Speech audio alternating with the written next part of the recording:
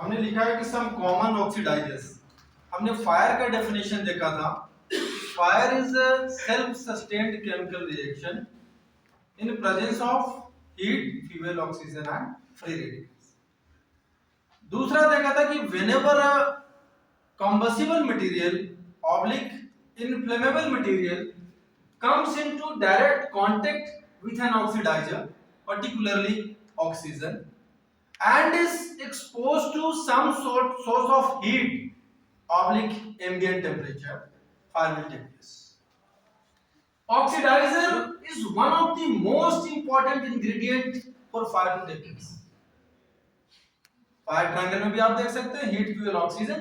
तो ऑक्सीडाइजर में ना सिर्फ ऑक्सीजन है बट इसके अलावे भी कई और चीजें हैं जो कि ऑक्सीडाइजर की तरह काम करते हैं और हमको ये जानना बहुत आवश्यक है। जब हम फायर प्रिकॉशन के बारे में जानेंगे then I will explain you कि क्या-क्या से ऐसे प्रिवेंटिव मेजर्स हैं जिसको हमें ध्यान में रखना है। जैसे बोलते हैं कि जो क्लोरीन के सिलेंडर है उसको धूप में नहीं रखना।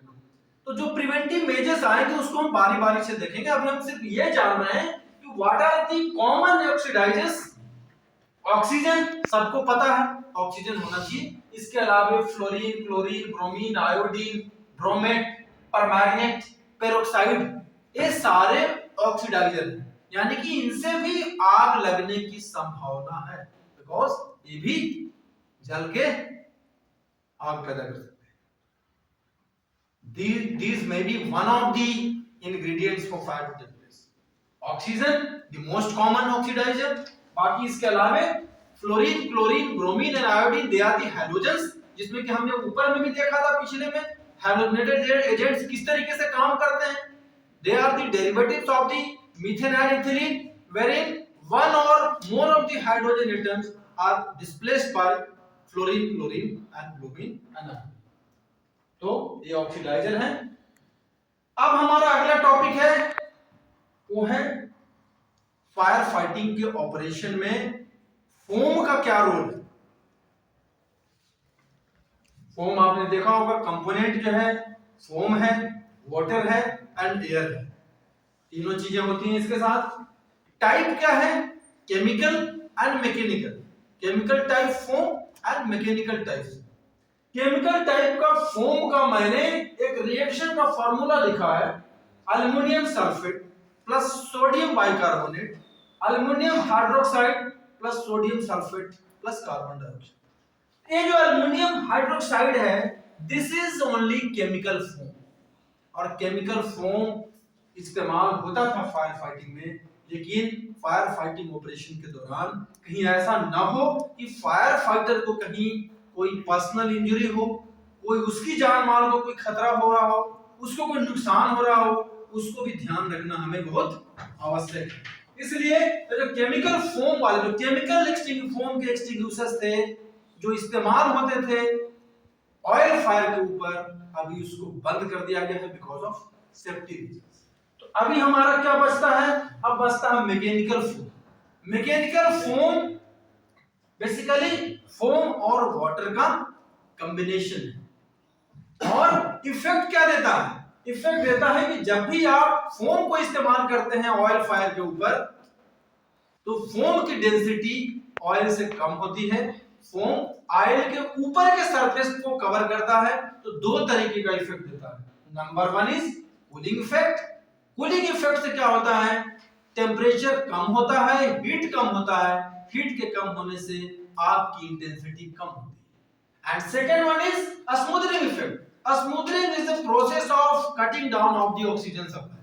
तो ये ऑयल के जो आग का जो सरफेस है उसको फोम तेजी से कवर करता है, ऑक्सीजन की सप्लाई को कट ऑफ करता है, और ऑक्सीजन की सप्लाई को कट ऑफ करना ही फायर फाइटिंग ऑपरेशन का एक महत्वपूर्ण पर्पस होता है। तो ये दोनों तरीके का इफेक्ट हमको देता है। ठीक है, अब मैकेनिकल फोम में देखेंगे कि मैकेनिकल फोम में किस कौन कौन से टाइप के फोम है और फायर फाइटिंग ऑपरेशन में ये फोम किस तरीके से इस्तेमाल होते हैं, कौन से फायर के ऊपर इस्तेमाल होते हैं, और एक्सटिंग्विशर के इस्तेमाल के दौरान हमें कौन कौन से प्रिवेंटिव मेजर्स को अडॉप्ट करना है। तो types of mechanical foam, chemical extinguisher जो है फोम वाले So now these are obsolete items. Types. Foam is the basically combination of water and foam. Protein, fluoroprotein, film forming fluoroprotein, aqueous film forming foam, alcohol resistance concentrate, and detergent. These are the types of mechanical foam. We are utilizing in our fire extinguishers this one, AFFF, aqueous film forming foam, जो कि हमारा extinguisher है जिसको हम oil fire के ऊपर इस्तेमाल करते हैं, AFFF एक्सटिंग्विशर बोलते हैं. Now I am going to just give you the detailed technical specification as well as the preventive measures which needs to be exercised or adhered by one and all while using the AFFF extinguisher. The details of AFFF mechanical foam extinguisher is, these are the types. AFFF is the most common because ये non toxic in nature है, mechanical foam है, तो किसी तरीके को नुकसान नहीं पहुंचाता. इसकी ड्यूरेबिलिटी इज वेरी गुड, अच्छी है. एक बार भर देने के बाद साल भर तक बिल्कुल कुछ देखने की जरूरत नहीं पड़ती, किसी तरीके को नुकसान नहीं पहुंचाता फायर फाइटर को, और इसका आउटपुट बहुत अच्छा है. Aqueous film forming foam extinguisher. तो जो एक्सटिंग्विशर है 9 लीटर AFFF extinguisher है, which is utilized A type और B type के फायर पे.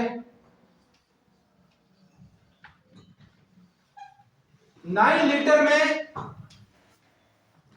8.450 is water, 0.550 is foam, mechanical foam AFFF, and 120 gram is CO2 cartridge.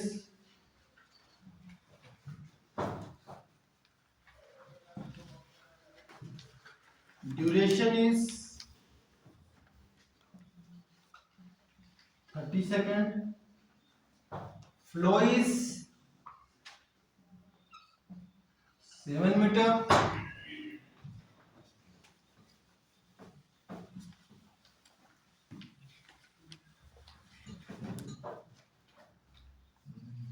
Body is mild steel. Thickness 1.7 to 1.8 mm.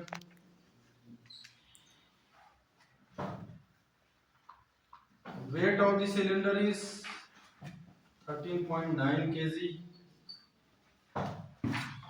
Discharge hose length is 400 mm.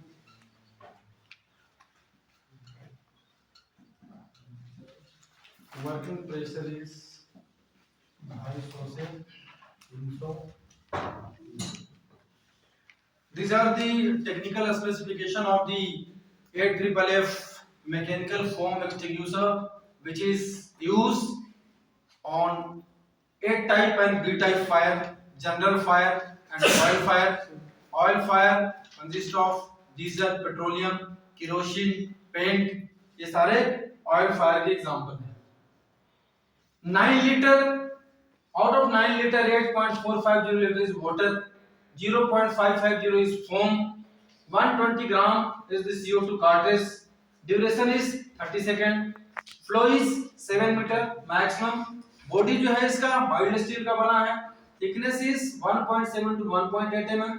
Weight is 13.9 kg and discharge hose length is 400 mm and working pressure is 250 to 300 psi.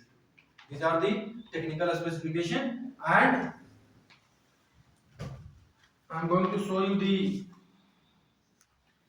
extinguisher and the preventive measures which needs to be exercised by you all before operation of this extinguisher. It's a 9 liter AFFF mechanical foam extinguisher which is utilized on oil fire और general fire में भी इस्तेमाल हो सकता है। और general fire के लिए हम पानी का इस्तेमाल करते हैं because water is the best cooling media, come expensive है, रेडली अवेलेबल है और हाई हीट ऑफ वेपराइजेशन। तो जनरल फायर के केस में हमें पानी जो है कूलिंग इफेक्ट भी देता है और हाई हीट ऑफ वेपराइजेशन की वजह से ये स्मूदरिंग इफेक्ट भी देता है। वाटर स्टीम में कन्वर्ट होता है और स्टीम की जो डेंसिटी है वो स्टीम में वाटर की डेंसिटी वाटर से स्टीम में कन्वर्ट होने के बाद 1800 टाइम्स बढ़ जाती है। इक्वल वॉल्यूम ऑफ एयर को वो डिस्प्लेस करता है स्टीम। तो एटमॉस्फेयर से सराउंडिंग से ऑक्सीजन सप्लाई कम हो जाती है और ऑक्सीजन सप्लाई कम होने से आग जो है कम हो जाती है।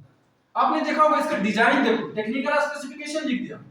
मैंने बोला था कल कि जो मोड ऑफ ट्रांसफर है हीट का वो हमेशा hotter side to colder side होता है। Same is with the pressure also, high pressure to low pressure.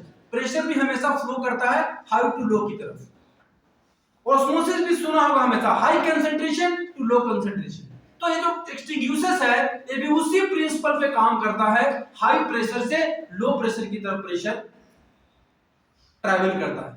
आपने देखा होगा, आपने सिलेंडर देख लिया, आपने पाइप देखी, आपने कल बताया था मैं इसके साथ क्या है 9 लीटर का है पूरा वजन, 13.9 केजी इसका पूरा वेट है।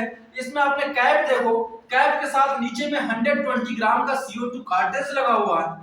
जैसे ही आप इसमें एक पिन लगा होगा पकड़ने के लिए, सबसे पहले देखो इसको अंदर से, इसको इस तरफ से अंदर से नहीं पकड़ना है। जब इसको कैरी करोगे तो आपको पैनिक सिचुएशन होगी, आप उसमें आपको चोट लग सकती है। ऐसे उल्टा नहीं पकड़ना है इसको ताकि आपको चोट न लग सके। इसको बाहर से ऐसे कैरी करना इस तरीके से, ठीक है। और पोर्टेबल है, that's why minor fire fighting extinguisher है। सीन ऑफ फायर के ऊपर 7 मीटर की दूरी से इसका इस्तेमाल कर सकते हैं।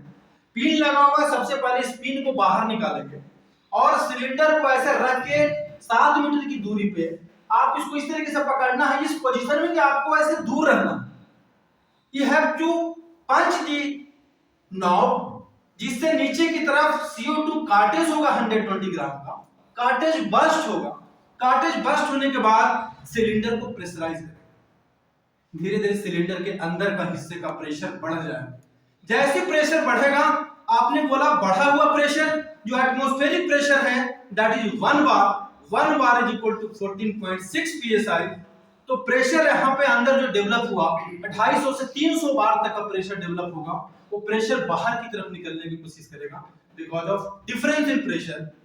एटमॉस्फेरिक प्रेशर 1 बार है, अंदर में 15 बार का प्रेशर डेवलप हो रहा है, तो अंदर से बाहर की तरफ प्रेशर निकलने की कोशिश करेगा। तो जो भी अंदर आपका फोम है, जो वाटर है सॉरी, और जो आपका AFFF सॉल्यूशन है, दोनों बाहर निकलने की कोशिश करेगा। बाहर कैसे निकलेगा? इस ट्यूब के थ्रू निकलेगा। मैंने बोला था कि हमेशा चेक करना ये वेंचुरी होल से क्लियर है कि नहीं। ये होल क्लियर नहीं होगा तो आपका बैक प्रेशर एक्ट करेगा।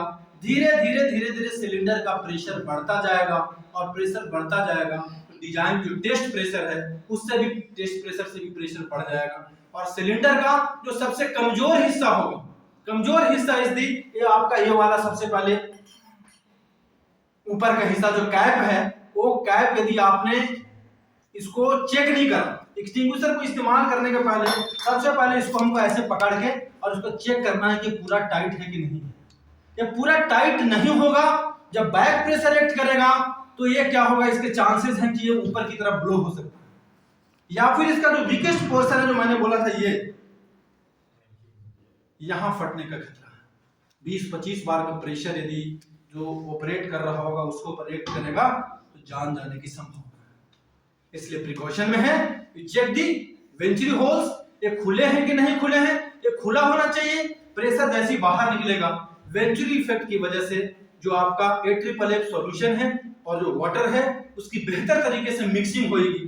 वेंचुरी होता है कि एकाएक ज्यादा वॉल्यूम से कम वॉल्यूम में जाना, तो एक प्रेशर ज्यादा प्रेशर वाला एरिया क्रिएट होगा यहाँ पे वेंचुरी होल के पास और उसकी मिक्सिंग अच्छी होगी तो फोम जो है बाहर निकलेगा। और फोम आपकी जो ऑयल फायर है उसकी सतह पे, उसकी फ्लोर के ऊपर तेजी के साथ लेयर बनाएगा और उसको कवर कर देगा। दो इफेक्ट देगा, कूलिंग भी देगा और आपको स्मूथनिंग इफेक्ट देगा। तो ध्यान रखना, जब भी इसको आप पंच करते हो इस पोजीशन में करना है, दूर रखना है और अपने आप को इस मुद्रा में रखना है। ये अपने फेस को इसके सिलेंडर के सामने लेके नहीं जाना, दूर रखना है 45 डिग्री पे। उसके बाद पिन निकालने के बाद इसको पंच करेंगे। पंच करने के बाद इसको कैरी करके यू कैन अप्लाई इट जो आपका सिनोसाइड है। तो हम इसको लाइव आपको डेमोन्स्ट्रेशन ऑपरेट करके दिखाएंगे ताकि आपको बेहतर क्लियरिटी मिले और प्रिकॉशन क्या क्या देखना है वो सारी चीजें आपको क्लियर हो जाए। तो this is 9 litre AFFF mechanical foam extinguisher. Chemical foam extinguisher इस्तेमाल नहीं होता है बिकॉज एल्युमिनियम हाइड्रोक्साइड था, एक केमिकल था जो कि फायर फाइटर को नुकसान पहुंचाता था। बॉडी पार्ट पे कहीं भी वो गिर गया, कहीं गलती से कहीं टच हो गया तो उसके जलने के खतरे होते थे, नुकसान हो सकता था, इसलिए ऑब्सोल्यूट हो गया। एंड फायर फाइटिंग में केमिकल फोम एक्सटिंग्विशर्स इस्तेमाल नहीं होते। ये इसलिए इस्तेमाल होते हैं, इसकी ड्यूरेबिलिटी भी अच्छी है, नॉन टॉक्सिक है, किसी तरीके का नुकसान नहीं पहुंचाता। एक बार सिलेंडर के अंदर इसको भर दिया तो ये साल भर तक ठीक ठाक तरीके से काम करता है। जनरल फायर और ऑयल फायर के ऊपर हम इसको इस्तेमाल कर सकते हैं। ये टेक्निकल स्पेसिफिकेशन था और ये प्रिकॉशन था। लाइव हम इसको देखेंगे जब इसको हमको ऑपरेट करने का मौका मिले। ठीक है।